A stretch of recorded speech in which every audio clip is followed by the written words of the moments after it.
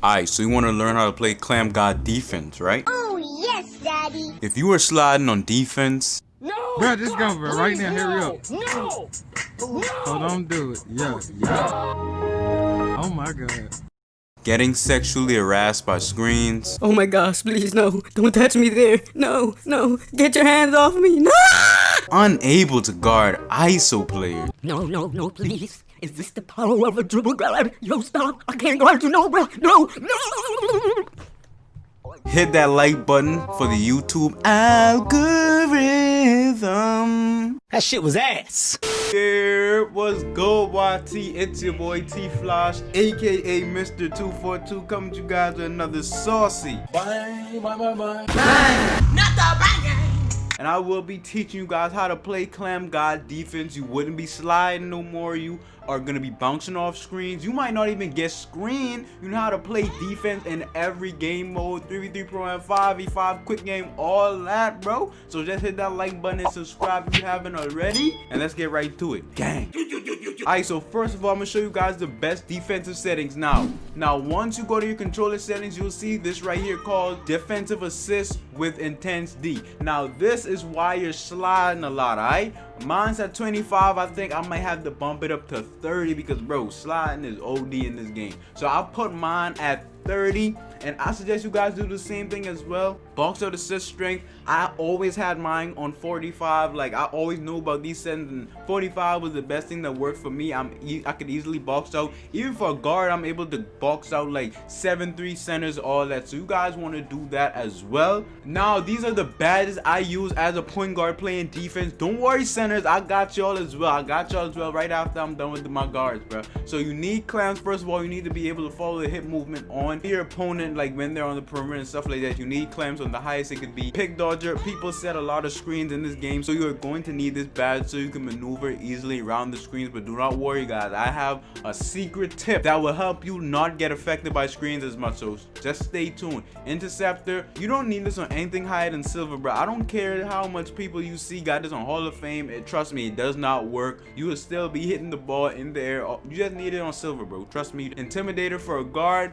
You'll see later in the video why this is so beneficial and why you need this on as well. Pickpocket, if you know when to reach and how to reach, pickpocket isn't needed, but you can just take this off and put it on that. You feel me? It doesn't really matter, or you can even do that. So just, you feel me, it's not that really needed. Now for my centers, these are the badges you want to put on. They should be self-explanatory. So hey, you got them now? Alright, now let's get right into the video. Alright guys, now I'm finna teach you guys how to play screens, and two things you must know before we get into like the mechanics of actually playing screens. You must have an idea of your opponent's three-pointer, and you must learn their tendencies quickly or you will lose the game. Now, one, if you're going against a play shot, you should know you can't give him that much space. I don't care if he has a 23-point percentage. This game you're playing against him, he just might go 7 for 7. So you always want to make sure you guard people according to their archetypes. Also, tendencies can be learned within the first 2 or 3 plays. You can tell like what types of move he likes to do. If he likes to do fades, if he likes to do misdirection moves or just throw lobs, you can tell. Alright, so try to pick up on those things quick. Now, one, how not to get affected by big body screens. First of all, you must learn how to maneuver around the screens while holding the intensity button, which is L2 on PS4 or turbo. When you hold these two buttons together, 9 times out of 10, when you hold the intense D button and turbo together, you get stuck on the screen and your center has to pick up. Then the opponent gets an easy lane for an alley-oop if you cannot get there in front of them, and the whole defense is broken down. So you have to learn how to maneuver around screens. What I try to do is I try to stay on my opponent's hip. If I don't see a screen nearby, then I'll hold L2 and then I'll quick shuffle. In the quick shuffle, all I do is keep on tapping the turbo button, you feel me? So like I can just stop any direction. I can stop my opponent whatever direction he goes. And when I say play on his hip, I need you guys to play on the hand the ball is in. Like you see in the clip right here. Since my opponent is setting the screen to the right and his ball hand is to the right, I'm gonna play to the right so I can try to get a bump steal, and my center should be playing on the left. This happens because just in case he does a curry slide and goes the other way, my center can bait. I don't want him to pick up. I want him to bait and then drop back to potentially play the passing lane and stop an alley-oop, and then I can recover on my man. the process of running around screens, what I do is I see where the center is setting the screen, and then I try to run around them so I can quickly get to the guard. Alright, so if my center is he's setting the screen and he's giving like the point guard some space to run, I'm gonna follow the point guard, but I'm not gonna hold turbo, because if I hold turbo, I'm gonna be sliding. That's the secret to it, bro. If you hold turbo, you will be sliding. So that's why I be tapping L2. Once you hit a screen, you don't even wanna be holding turbo into a screen, bro, or L2, or as I said before, you're gonna get big bodied. You just wanna try to run around, predict where your opponent's gonna do. Now, if he does a curry slide, more than likely he's gonna do 2 curry slides, and if that's the case, he's gonna come back to the same point he is at. So try not to hold turbo, and you would not get affected by curry slides that much. That's really the secret, bro. Try to play your opponent's hip, use the analog stick to stick with him instead of always holding intense D and turbo, because you get big body when you do that. Also, for my centers, I need you guys to always play on the other side with the guard. So if I'm on the right side, my center's in the back, he should be playing on the left, vice versa, just playing on the right. You feel me? Like, that's how it is. Now, if you do get caught by a big body and your center needs to switch, what you should do is try to get in front of the other team's center as quick as possible to try to play the passing lane, stop at alley-oop, or if they do just pass the ball, try to foul him or pull the chair.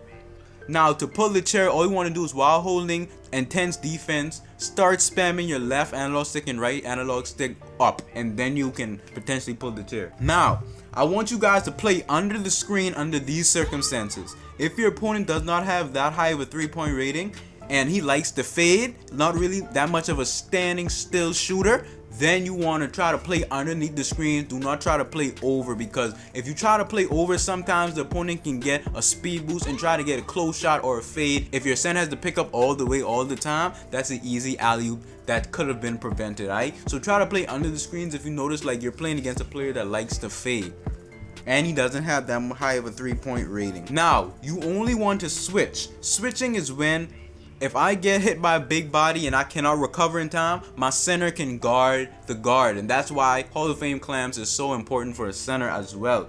You only want to completely switch like if the person setting the screens is 3 inches taller than you. At max, not 4. If they're 3 inches taller than you, then you can switch. Anything under 3 inches, you can switch. Because, bro, a 6'8" will destroy a 6'4" guard trying to switch on him. You feel me, bro?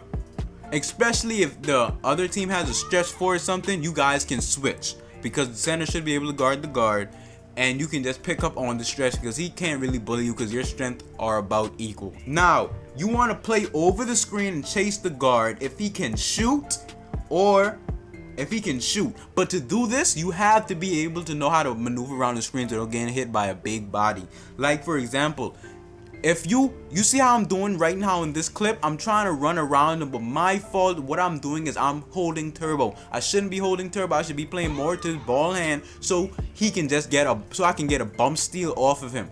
If I had been playing on his ball hand properly, this would easily be a turnover, but you can easily see how me playing on his hip, not holding turbo and L2 around the screens, how I'm getting loose and I can just defend him. He can't really get an open shot, because in this year, quick stopping isn't really effective as it was in 20. Now, when you get crabbed, do not panic and start reaching, bro. Just try to stop holding turbo and try to just get in front of your man, have your hand up or something. Try to get in front of them. Don't ever just try to sit there and back of them, feel me? Try to go around them, bro.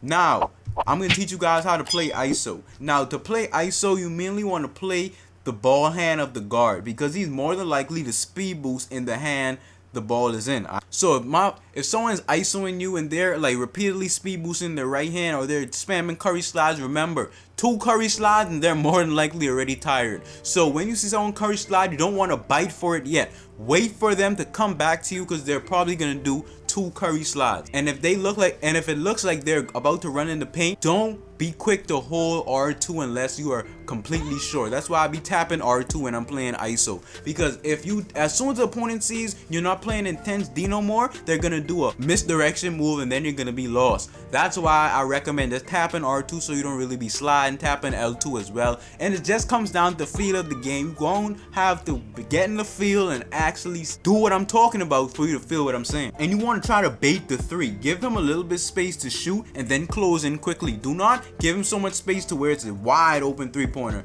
Just give him enough space to where you can quickly contest him if you see he's about to shoot. You just want to bait them into shooting, bro. And if they pass you, do not jump in the paint. Simply put your hands up. Now, once it looks like they're absolutely about to go do a layup, then you want to jump. And that's why Intimidator is so important, because Intimidator, for me, helps me so much. Even when centers are going up on me, they miss a lot of the times because my Intimidator bad.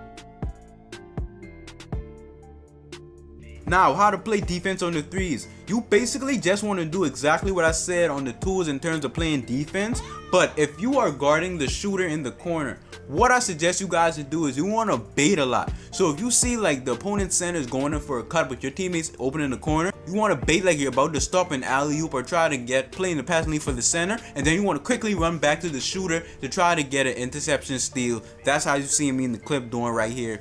Bro, I ain't gonna lie, bro, I'm good at baiting, bro. You feel me? And to learn how to like really bait effectively, you're gonna have to look at calm guards, other calm people play, and just look at how they play defense. You feel me? That's one of the most important aspects of defense. Looking at people that are better than you play defense and using those moves in your arsenal as well. Also, when on threes people are rapping, like running around the court, you guys are going to want to switch, because bro, it doesn't make sense for you to lose all your stamina trying to run after somebody. Just switch and get the nearest man, bro. Always switch when they're rapping on threes to stop the three-pointer, because I always say, bro, if they get a 2, it doesn't matter, bro. We can go 2 for 2. Whoever misses is what it is. Just do not give up a 3.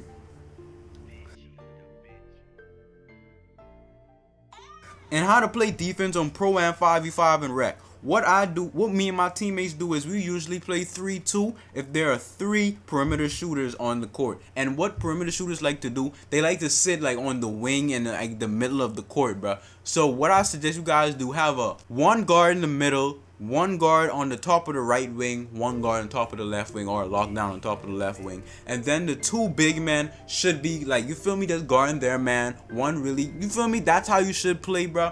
And if they only have 2 perimeter shooters, they're only like setting screens for 2 shooters. Then when they're switching, you guys, as I said on the threes, when they're rapping and everything, you just want to switch. And if they only got 2 perimeter shooters, then you guys simply have to play 2-3, have a center play in the painted area to get easy stops. Always remember, bro, baiting is very important to get steals. Playing in the passing lane in Rec and 5v5 Pro is very important, because a lot of people get baited into throwing dumb passes. And for Rec and Pro Am, basically what you guys want to do is just apply everything I said on the tools, as in terms of screens, playing screens. Just apply everything I said then, and then everything I said in threes in terms of baiting and able to switch on the raps. That's what you guys need to do.